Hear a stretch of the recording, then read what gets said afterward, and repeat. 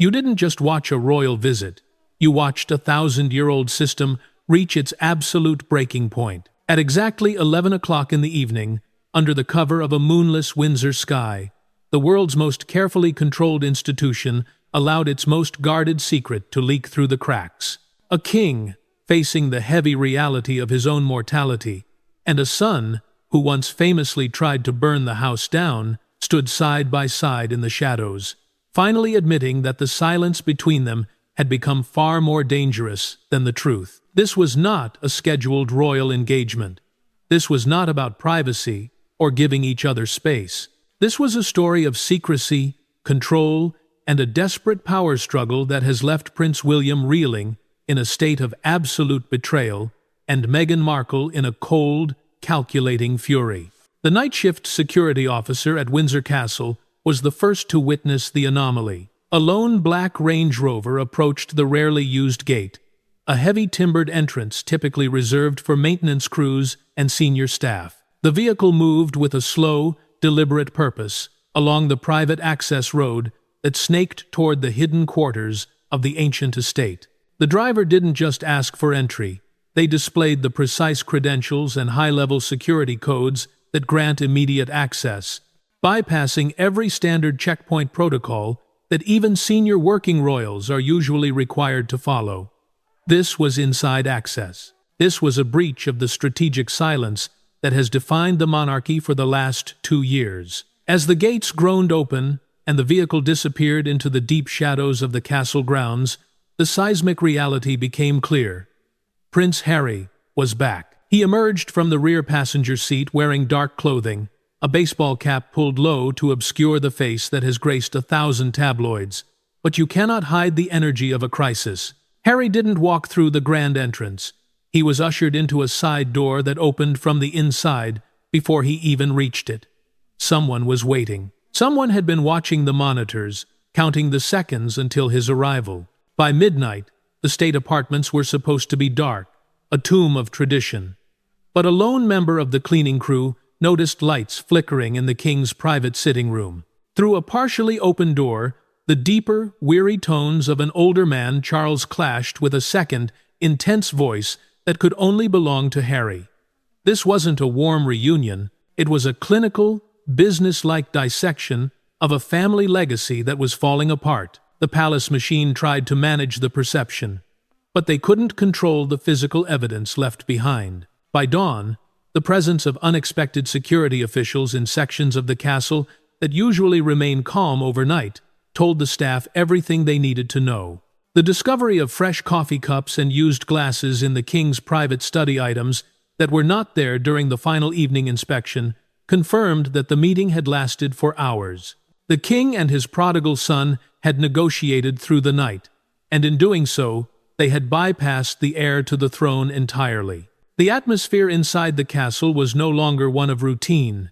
It was one of heightened awareness and unspoken tension. The secret was out among the staff, and the implications were already beginning to ripple toward a furious Prince William. The atmosphere inside the king's private study was thick with the scent of old books and heavy furniture polish, a sharp contrast to the cold, clinical silence of the palace corridors outside.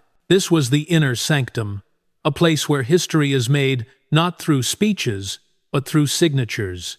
King Charles sat behind a massive mahogany desk, the single lamp casting long, jagged shadows across walls lined with portraits of ancestors who had managed far greater crises than this. He pushed a thick folder of documents across the desk toward Harry. This was the moment the emotional reunion ended and the cold business of the crown began. Harry opened the folder to find pages of complex legal text and detailed financial statements. These weren't just papers.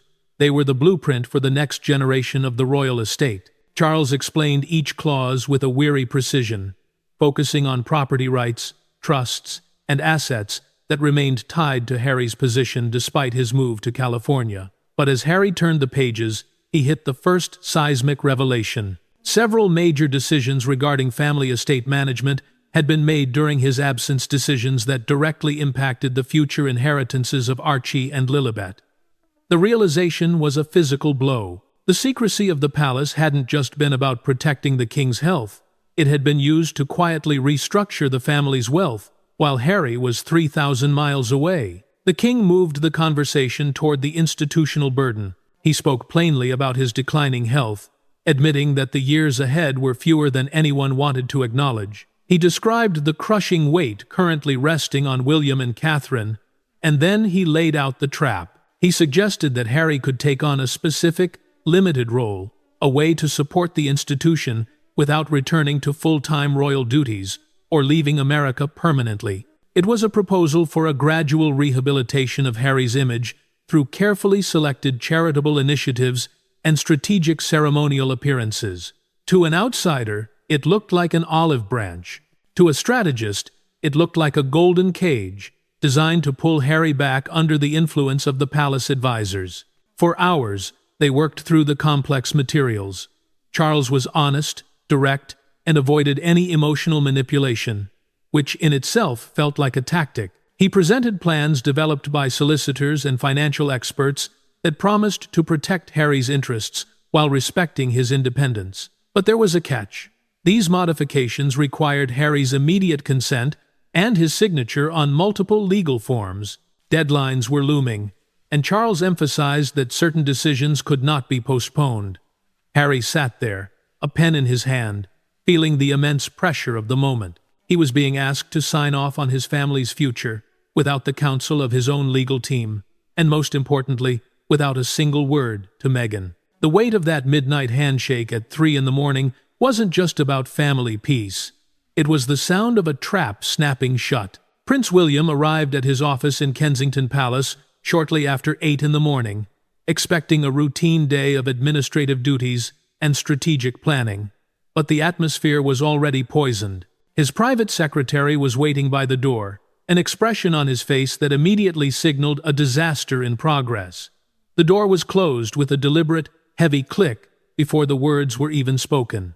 Reliable sources had confirmed the unthinkable.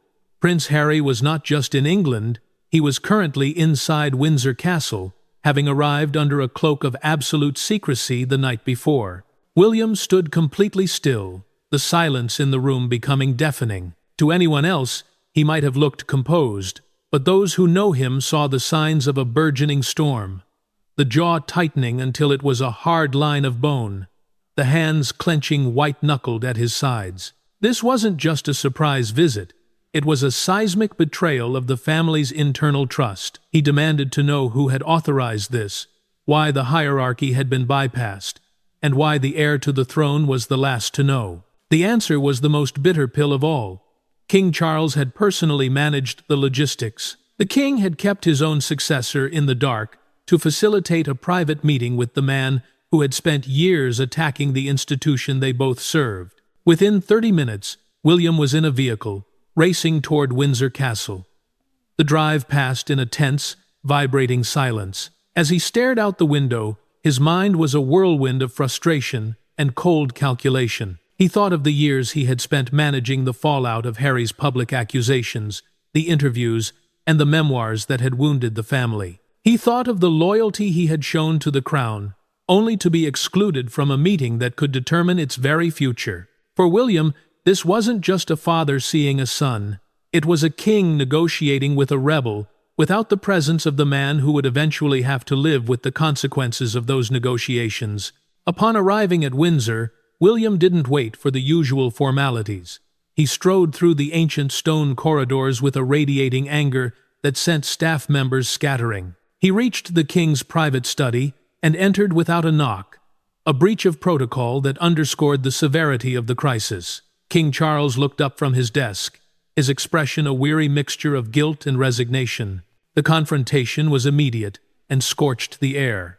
William demanded transparency, accusing his father of allowing personal guilt to override institutional stability. He argued that allowing Harry to slip back into private negotiations without oversight set a dangerous precedent, one that rewarded betrayal and undermined the unified front the family had worked so hard to maintain. Charles defended himself, claiming that William was being too rigid and unforgiving.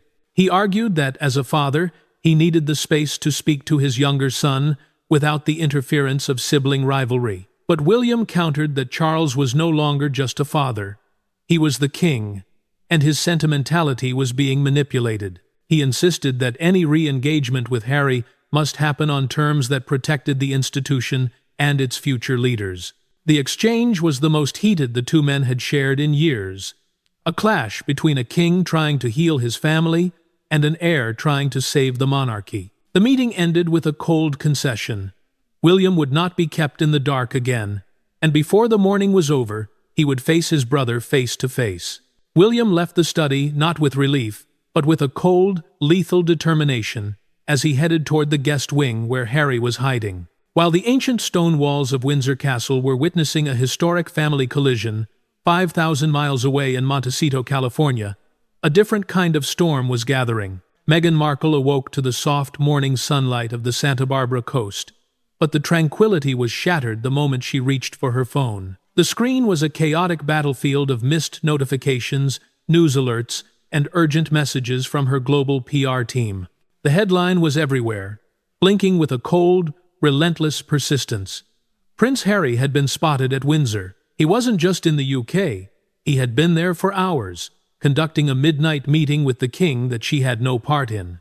Meghan sat upright, the silence of her sprawling estate suddenly feeling like a vacuum. She scrolled through the reports, her eyes scanning for any mention of her own name, but there was none. This was a solo mission, a return to the fold that had been executed with a level of tactical secrecy that Harry usually struggled to maintain. She tried his phone once, twice, 3 times, but each call was swallowed by a sterile voicemail greeting. She sent a series of messages, her tone shifting from concerned inquiry to sharp, demanding clarity. The status icons showed the messages as delivered, but there was no response. The silence from across the Atlantic wasn't just a technical glitch. To Meghan, it felt like a calculated exclusion. The realization that Harry had known about this trip for days, perhaps even weeks, was a physical blow to the foundation of their United Front brand. They had built their post-royal life on the idea of being a 2-person team, an inseparable unit against the weight of the institution. By traveling to London in secret, Harry hadn't just bypassed the palace press office. He had bypassed his wife. Meghan paced the floor of her home office, her mind already racing through the strategic implications. If Harry was signing documents or negotiating inheritances without her input, the independence they had fought so hard for was at risk. She knew how the palace operated. They were masters of leveraging family guilt to isolate a target. Without her there to provide the counter-narrative, Harry was vulnerable to the very traditions he had claimed to despise. The fury wasn't just emotional, it was professional.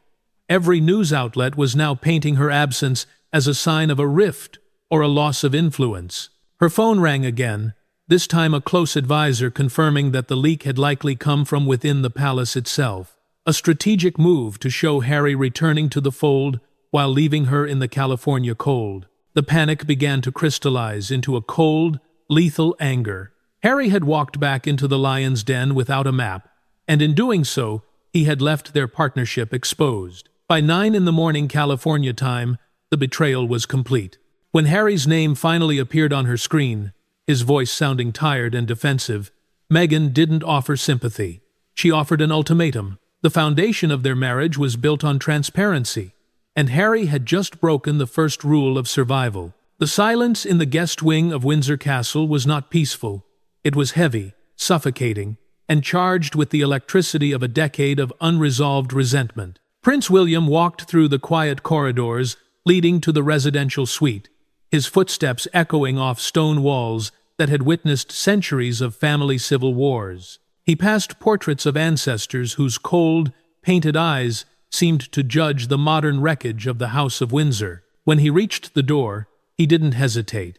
He knocked with the firm, rhythmic authority of a man who was no longer just a brother, but the ultimate gatekeeper of the monarchy's future. The door opened to reveal Harry, looking every bit the exhausted traveler, casual clothes rumpled, hair uncombed, and eyes shadowed by the weight of the midnight meeting with their father. For a long, agonizing moment, neither man spoke. The air between them was a thick fog of everything that had been said in memoirs and everything that had been shouted in interviews. Harry finally stepped back, a weary gesture of invitation, and William entered the room like a cold front moving into a humid valley. He didn't sit. He surveyed the space, the unpacked bags, the scattered legal documents on the desk, the used coffee cups, and saw not a brother, but a liability that had returned to haunt the institution. William's voice was a low, controlled vibration. He demanded to know what Harry thought he was accomplishing by sneaking into the castle like a thief in the night.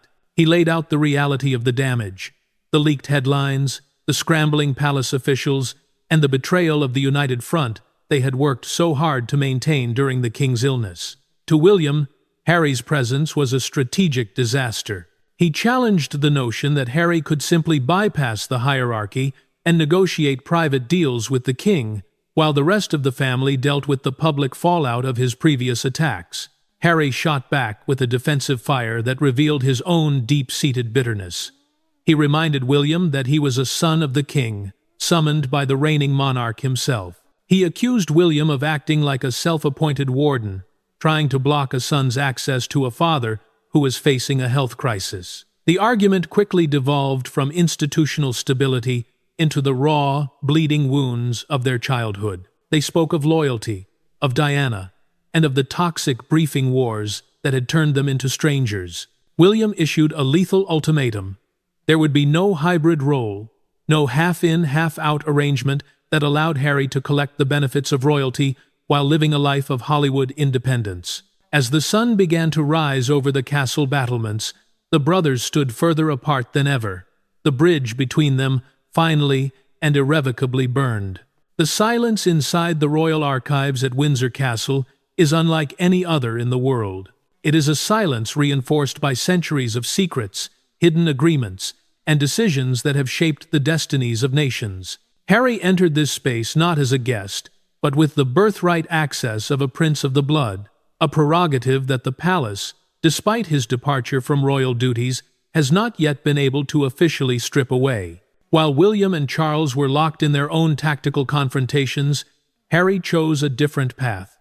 He went deep into the memory of the institution to find the answers no one was willing to speak aloud. Under the dim, sterile lights of the archive office, Harry requested documents that historians wait decades to touch. He searched for letters patent and financial trust deeds directly linked to his own lineage. This is where the true drama began. As he turned the vellum pages of strictly guarded records, Harry unearthed a staggering reality. During his absence, the inheritance structure for Archie and Lilibet had been quietly altered through a series of complex legal codicils. These changes weren't just about money. They were legal barricades designed to ensure that if Harry never returned to the fold, his children would remain permanently excluded from the inner circle of royal power and financial security. But that wasn't the end of the discovery. Among the property files, Harry found handwritten notes dating back to the transition of power following the late Queen's passing. There were proposals from palace advisors, the men in gray suits Harry has long detested, suggesting a total freeze on security funding and the systematic removal of his family's titles as an economic sanction. Reading these cold, clinical lines, Harry realized that his secret trip wasn't just a visit to see a sick father. It was a legal rescue mission. He was standing in a labyrinth of ancient rules being used as modern weapons against him. A wave of betrayal washed over him as he saw the name of his mother, Princess Diana, appearing in trust funds that had been restructured or diverted without his knowledge. Every document Harry touched reinforced a chilling hypothesis. The palace never intended for him to have an honorable exit. They had prepared for his departure by turning him into a legal stranger within his own family tree. The anger William had displayed earlier now took on a darker meaning in Harry's mind. Did his brother know about these changes? Was William the protector of the institution, or the man silently signing the papers that erased his own niece and nephew's rights?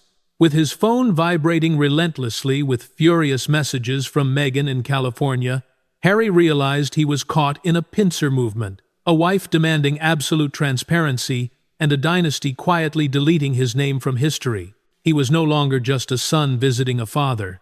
He had become an intruder, holding secrets that could rattle the very foundations of the House of Windsor. The silence in the guest quarters at Windsor Castle did not offer a sense of peace. Instead, it held a suffocating weight, compressed by the immense pressure from both sides of the Atlantic. Harry sat there, the pale amber glow of the palace lamps casting long, distorted shadows against the ancient stone walls. His fingers hovered over the screen before he finally pressed the button to initiate the video call he had promised. After several rings that felt like an eternity, the screen flickered to life, revealing Meghan Markle's face from her home office in Montecito. She didn't offer a greeting. Her expression was a mask of controlled, terrifying calm, her eyes like cold steel through the digital barrier that now stood between their two worlds. Harry began with a rushed, desperate apology, his voice sounding thin and ragged from the emotional gauntlet of the last few hours. He tried to explain the frantic pace of the meetings, the king's insistence on absolute confidentiality for the sake of royal security, and the sheer complexity of the legal documents he had been forced to review. But Meghan cut through his excuses with a tone that was eerily level, the precise, lethal cadence she uses when a strategic line has been crossed. She didn't ask about his father's health. Instead, she demanded clarity on a single devastating point of timing. Exactly when had he first learned about this meeting? When Harry finally admitted that the invitation had come through 2 weeks prior, the atmosphere froze. To Meghan, the fact that Harry had kept this secret for 14 days wasn't just a lapse in communication. It was a fundamental breach of their survival pact. Her fury wasn't merely personal.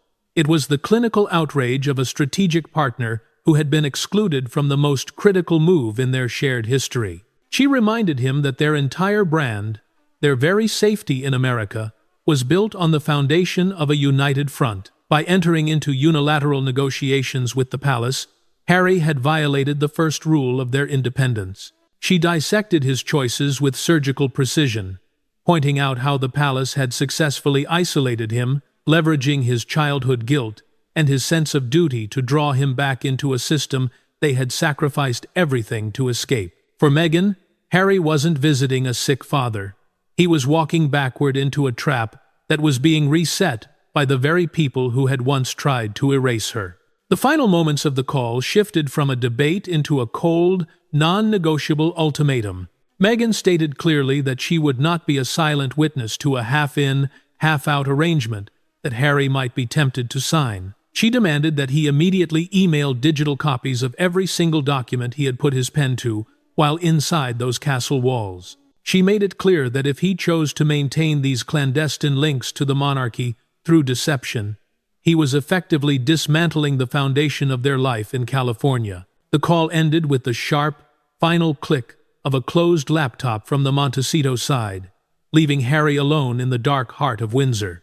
He was beginning to realize that while he might have signed a deal with the king, the true price of his return might be the very marriage and independence he had fought so hard to secure. While Prince Harry remained trapped within the ancient stone walls of Windsor Castle, caught in a suffocating pincer movement between his brother's cold fury and his wife's long-distance ultimatums, a third power began to move with the chilling, mechanical precision of a Swiss watch. These are the men in gray suits, the palace's elite corps of strategic advisors, constitutional experts, and public relations masters who operate in the shadows where the law and the crown overlap.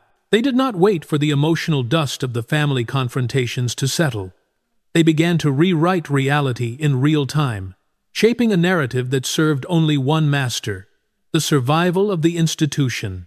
As the first grey light of a London morning touched the Thames, royal editors at the nation's most powerful newspapers received a series of informal briefings. This was not a series of accidental leaks.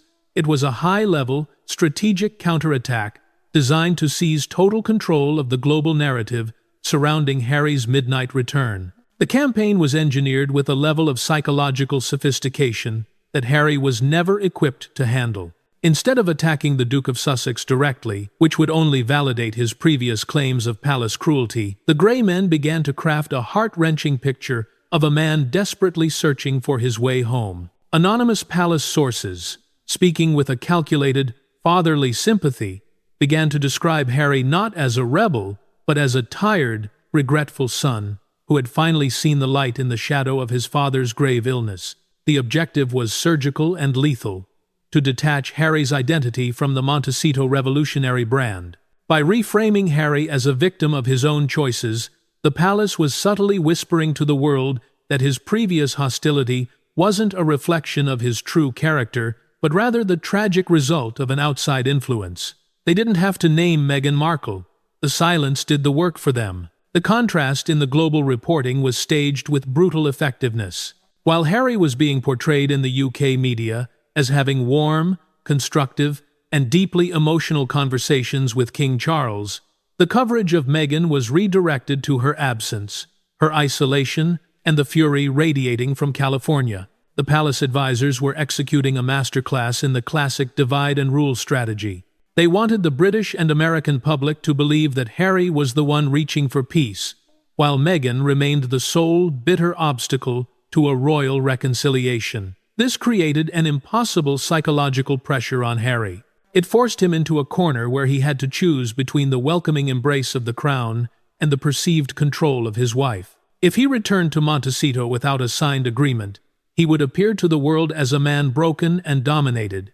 If he stayed to sign, he would be committing the ultimate act of treason against the life he had built with Meghan. The final, most devastating blow of this campaign was the strategic leak regarding the secret legal documents Harry had been reviewing. The palace took great care not to reveal the specific contents of these papers, but they ensured the headlines screamed that Harry had cooperated actively in securing the future of the monarchy's estates. This information acted as a match, tossed into the gasoline-soaked relationship waiting for him in California. It was designed to make Meghan believe that her husband had finally surrendered to the very system they had sacrificed their royal status to escape. This is how the Windsor dynasty has survived for over 1,000 years, not through the strength of its armies, but through the ruthless manipulation of information to shatter the alliances of its enemies from the inside out. Harry, standing at the eye of this manufactured media storm, was beginning to realize a terrifying truth.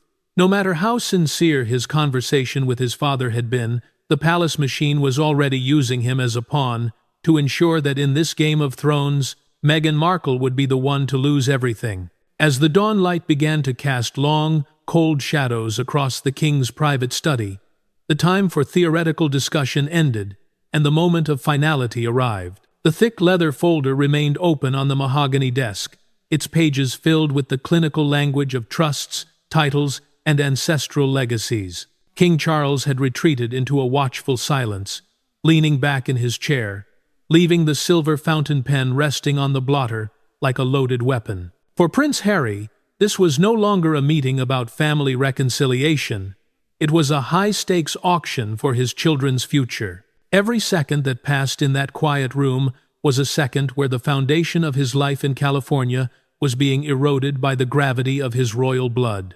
The choice was a surgical strike to Harry's soul. On one side of the ledger stood the inheritance of Archie and Lilibet, a birthright of security, status, and wealth that had been quietly restructured during his years in the wilderness.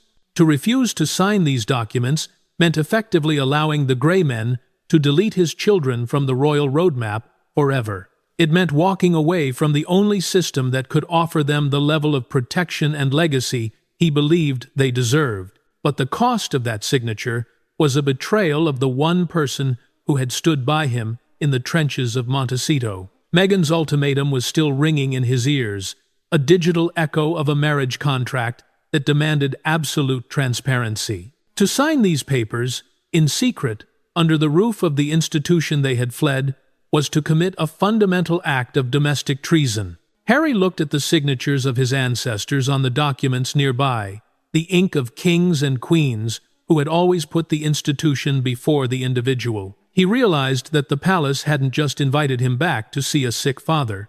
They had invited him back to reclaim him. By signing, he wasn't just securing a trust fund. He was re-entering the gravitational pull of the crown. He was acknowledging that despite all the interviews and the memoirs, he still needed the king's grace to provide for his own family. The psychological leverage was perfect. Charles didn't have to shout or command. He simply had to wait for Harry to realize that a prince without a country is eventually a man without power. The room felt smaller as the seconds ticked toward his departure. Harry picked up the silver pen, its weight feeling like the leaden history of the Windsor dynasty itself. He thought of the messages on his phone, the united front that was now fractured by 2 weeks of silence and a midnight flight. He was caught in a lethal paradox. To save his children's royal future, he had to risk his marriage's present. To be a son of the king, he had to stop being the partner Meghan believed him to be. In that cold morning light, as the pen hovered over the signature line, the prodigal son realized that the palace doesn't offer olive branches, it offers contracts, and in the House of Windsor, every contract is signed in the blood of personal sacrifice. As the black Range Rover accelerated away from the gates of Windsor Castle in the grey light of a British morning, the silence inside the vehicle was heavy with the weight of a choice that could never be undone.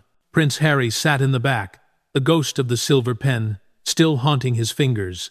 He was leaving behind the ancient stone walls that had once been his home, but he was carrying something far more dangerous, a signed agreement that secured his children's financial future at the cost of his wife's trust. The secret mission was over, but the fallout was only just beginning to settle across 2 continents, like radioactive ash. The flight back to California was a journey through a psychological no-man's land.